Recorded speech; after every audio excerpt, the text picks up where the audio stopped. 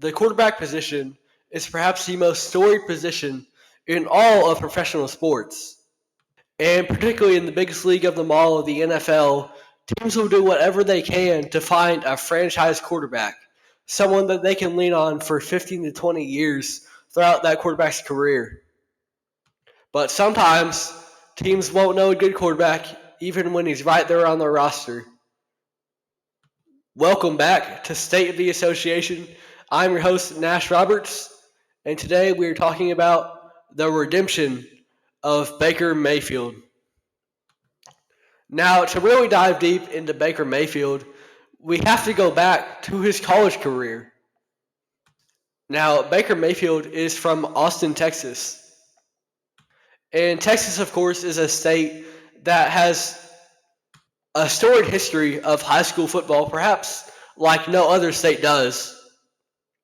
But the University of Texas did not want Baker Mayfield, and instead he goes to the Oklahoma Sooners, their arch rival. And we'll get to that Sooners part in a bit, but he actually starts off at Texas Tech, where he was not just a walk-on, but the first freshman walk-on to start a season opener in FBS history. In his debut college game for Texas Tech, he threw for over 400 yards and 4 touchdowns.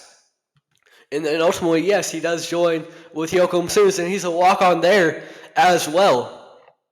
He wins the starting role in 2015, wins the Heisman in 2017, and leads the Oklahoma Sooners team to 2 playoff appearances under his tenure.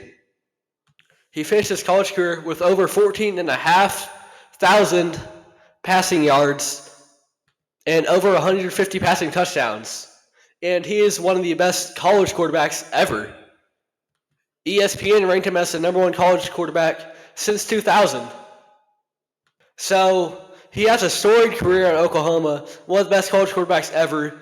But so often, college performances can't translate to someone's actual draft prospect status, because teams are going to look most for potential. And obviously Baker was great in college and he's turned out very well in the NFL. But teams are usually going to focus on the guy with the biggest arm, the guy who can improvise, get out of the pocket the best, traits that they think will adapt well to the NFL level. So as a result, he wasn't seen as the highest potential quarterback in the class, and he wasn't, the unanimous number 1 pick. But the Cleveland Browns, they decided to draft him with the number 1 overall pick. A team that had gone 1-31 over the past 2 seasons. And at the time, CBS Sports gave them a draft grade of C for that Baker Mayfield selection, because of that idea that perhaps he wasn't the most talented quarterback in the class. But some things that really stood out to the Browns were Baker Mayfield's edge and his competitive spirit that he put on display in Oklahoma. Oftentimes that can draw criticism. Colin Cowherd, in particular, was one media analyst who was really, really negative on Baker Mayfield, regardless of the talent that he displayed on the field, just due to his personality, and that it drew a lot of criticism. But at the end of the day, it was clear that there was a passion for the game there above all else. Regardless of how he might display it at times and how that can be perceived by the general public, there's no doubting Baker Mayfield's competitive fire. So now we are at his first season in Cleveland, where in 2018, Baker Mayfield sets a record for touchdowns by a rookie. Up to that point, no rookie had ever thrown more passing touchdowns in a season than Baker Mayfield had. So that was a great, great start to his career. And despite the criticism that the Browns faced for that pick, it did look like the right selection following Baker's rookie year. So what's next? Is the sky the limit for this kid who was a walk-on at both Texas Tech and Oklahoma, who wasn't a unanimous number 1 overall pick for the Cleveland Browns, but has gone out and displayed his talent on now the biggest stage of them all, and he's done it at every place that he's been at, and really shown what he can do in spite of the criticism that he might face so often. But then comes year 2. And Baker Mayfield's production declined significantly. His passing touchdowns are down. His interceptions are well up. And he has a 2020 season in terms of passing touchdowns to interceptions. And all of a sudden, now there are questions about the talent of this Baker Mayfield kid. Does he have what it takes to be an NFL QB? Or does that lack of talent end up being kind of something that really inhibits him from going to the next level? Does his competitive edge give him a solid floor, like we saw in his rookie season, but prevent him from going over the top? Is kind of the questions that were had after year 2. And there were many, many outlets that were asking the question of if Baker Mayfield was a draft bust. And something to remember is this Cleveland Browns situation. The Cleveland Browns are in a spot where they have not had a great quarterback for decades now. And as a result, everything Baker Mayfield does is going to be under a microscope because the Browns have been without a good QB for so long now. And with Baker Mayfield being yet another high draft pick for them at that position, if he's playing well, they're going to say, hey, look at Baker Mayfield. We finally have a good quarterback here in Cleveland. But if he's playing bad, they're going to be quick to name him yet another failed Browns quarterback. So after that second season, there are a lot of question marks being had about Baker Mayfield, and some of those are really unfair. If you look at the situation he was in, it was clear that the head coach in Cleveland was not the right fit, especially for his development there. And the Browns, as a franchise, have dealt with instability for a very, very long time. And that can hinder a QB's development as well. It's no coincidence that they have a long history of failed quarterbacks with all the instability at that organization. But regardless, Baker Mayfield is really seen as the scapegoat there. Especially because this was after the Browns had, after Baker's rookie season, kind of decided, hey, we're going to go all in on Baker. We think this is our guy. And they go out and they get Odell Beckham Jr., who at this point is still a star wide receiver in the NFL. And there's multiple instances, even ones highlighted by Odell Beckham Jr.'s dad, of Baker Mayfield missing a read on Odell when he was open. And so now the wide receiver is unhappy as well. And it's a down year for the Cleveland Browns in a year that they thought was going to be the next step forward. Because in Baker's rookie year, they improved by 7 wins on the year before they got him. So the next logical step is, being a playoff contender, but they do not take that step. And going into next year, there are a lot of questions about if Baker Mayfield is going to be a bust. And then Baker Mayfield goes on, and he has his best season to date. In the offseason, the Browns bring in a new head coach in Kevin Stefanski, and he's able to utilize Baker's talents to the best of both these guys' abilities, especially utilizing that play-action game. The Browns had a great running back at the time in Nick Chubb, who was really at the peak of his powers around this time.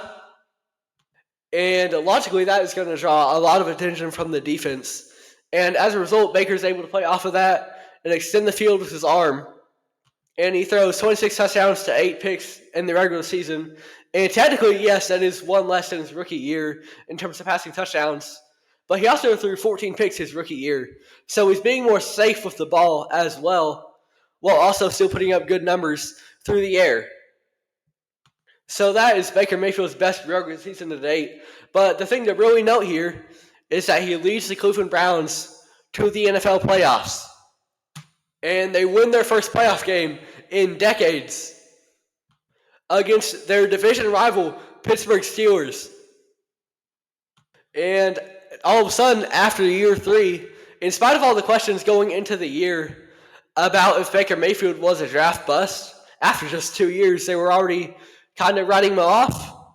Baker Mayfield proves the doubters wrong, leads the Browns to the playoffs, has his most efficient season yet, and looks like he has solidified his place as the Cleveland Browns starting quarterback.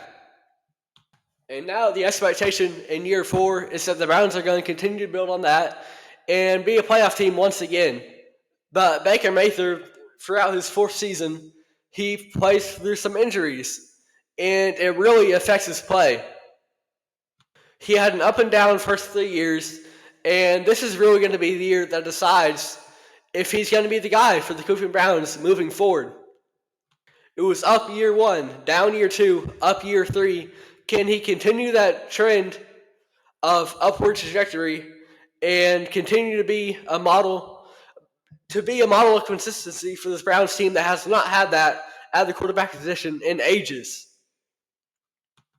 But he goes into the season and he's playing through a shoulder injury, and it really affects his play. Much like his second year, his touchdown to interception ratio leaves a lot to be desired. He looks a lot less safe with the ball, making much more risky passes, and they're getting picked off, and it is hurting the Browns. So despite the highs that were had for Baker Mayfield in Cleveland, they decide to move on from him. In spite of, leading them to their first playoff win in decades, in spite of giving them hope at the quarterback position, something that they had not seen in so long, they decided to move on from Baker Mayfield. And instead, they go out and they trade for Deshaun Watson, who did not want to go to Cleveland. They had to give him a fully guaranteed contract for a guy who has many, many off-the-field issues to just get him to even go there. But they were so set in their belief that Baker Mayfield was not the guy for the Cleveland Browns, but that Deshaun Watson could take this team to the next level. And Baker's still on the roster when they originally make the transaction for Deshaun, but ultimately that signals that his time in Cleveland is going to be coming to an end. Then he ends up on the Panthers, where he is in a quarterback competition with fellow 2018 draftee Sam Darnold. And in the time that he gets to start in Carolina, he throws 6 touchdowns to 6 picks. And it looks like that version of Baker that we saw in year 2 and year 4, it looks like that is a true version of Baker at this point in time. And that the shot with Carolina might have been his last chance in the NFL. And he's not performing up to par. He ends up getting released from the Carolina Panthers. And on a whim, the Los Angeles Rams decide to give Baker Mayfield a chance in place of an injured Matthew Stafford. If this had not happened, Baker Mayfield likely would not be in the NFL today. But the Rams take a chance on Baker Mayfield, and in his first game for the Rams, 2 days after getting signed to the team, he has to come into Thursday Night Football, and with 2 minutes left on the clock, not knowing the playbook, he leads a game-winning drive for the Los Angeles Rams. And this is a really defining moment for Baker Mayfield because it exemplifies everything that he is as a player. Because he's not the most talented quarterback in the league. He doesn't have the strongest arm, but what he does have is that competitive fire. And he goes into this game, and his one goal is to win and do what he has to do to get this team back and go down the field and score, not knowing the playbook, not having much time left on the clock, and he gets it done. And that really exemplifies Baker Mayfield as a player. But after that Rams season, they decide that they are going to stick with Matthew Stafford, of course, and Baker Mayfield is a free agent once again. He reaches out to the Tampa Bay Buccaneers, a team that had just lost Tom Brady. And ultimately, he gets a chance with the team. And in his introductory press conferences, he drew a lot of eyes because he said, "I'm not Tom Brady." And the general idea from the public was, of course, Baker Mayfield is not Tom Brady. And in a vacuum, that is a logical statement to make. But the idea of Baker Mayfield as a player at this point was so heavily skewed that the comment was seen as what a downgrade for the Tampa Bay Buccaneers to go from Tom Brady to Baker Mayfield, a quarterback who is nearly out of the league, what a bust. But in Baker Mayfield's first year in Tampa Bay, he looks like the best version of Baker Mayfield that we have seen to this point. Even better than some areas of Baker Mayfield in Cleveland. Even better than that Rams comeback win, Baker Mayfield. Of course, he's got weapons on the offense in Mike Evans and Chris Godwin. But at the end of the day, he still has to be able to get that ball to him and be safe with the ball, which at times, he wasn't. That was a big criticism of him. But he was more safe with the ball, and he was really efficient in Tampa, and he leads him to the playoffs. Then, in the offseason, Baker Mayfield gets a 3-year, $100 million contract with the Tampa Bay Buccaneers. And now, he's having his first 30 passing touchdown season. At one point was leading the NFL in passing touchdowns. Has his highest passer rating ever. And is likely about to lead the Tampa Bay Buccaneers team to the playoffs once again. A team that was without Chris Godwin for a while now, and a team that was missing Mike Evans for a few weeks. And the biggest harp on Baker, the biggest discredit to him in his first season in Tampa, was the fact that he had Mike and Godwin. But in the games that they've been out this year, Baker Mayfield has still been really productive. He's utilized his running backs well. He's utilized tight end K. Dotton well. Baker Mayfield has evolved as an NFL player and is being the best quarterback that he has ever been. Now Mike Evans is back in the lineup, and that takes the Tampa offense to another level. An offense that is already, scoring-wise, one of the best in the entire league. And Baker Mayfield still has that competitive edge, but one thing that he has also come into is being a great teammate.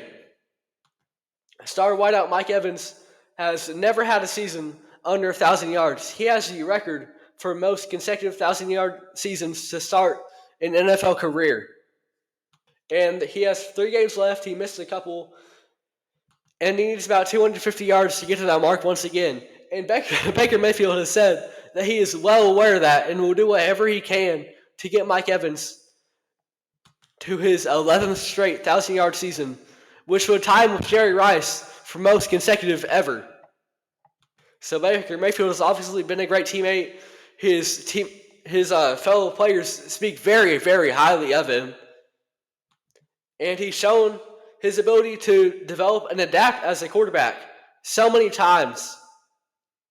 From that Rams comeback win, from playing in Tampa with Mike and Godwin out and having to utilize a different scheme with tight ends and running backs. And in the face of adversity, Baker Mayfield always rises to the challenge.